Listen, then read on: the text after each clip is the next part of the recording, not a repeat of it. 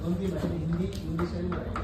English perfect येत नसेल तर निदान काही वर्ड्स असतात ते मी तुम्हाला आलं कव्हर करून टाकता आले. आणि इंग्लिश का तुमचा नुसतं मराठी नसणार आहे.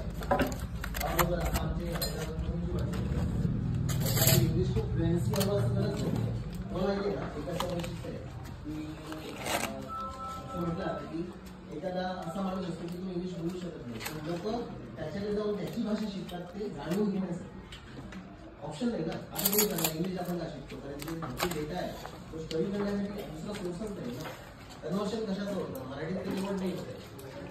मुळात सगळं इंग्लिशमध्ये डेटा आहे ना तो भरपूर आहे.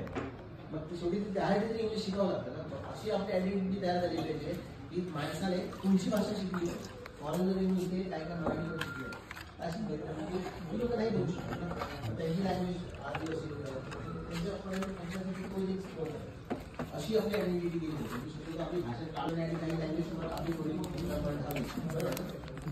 त्याच्यामध्ये पोचलं पाहिजे.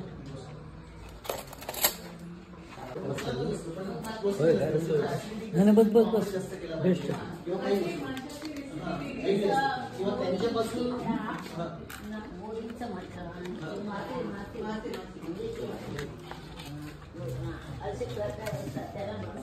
थोडं थोडं हे वेगळं असतं. कधी कोणी खोबरं वापरत नाही किंवा इतर काही प्रकार असतात. मी तुम्हाला शेंगटी माहिती ना असं त्याच्या अंड्यांची मी उसळ पण खाल्ली माहिती आहे का मला. म्हणजे अशी गोष्टी असतात ना ह्या इंट्रोड्यूस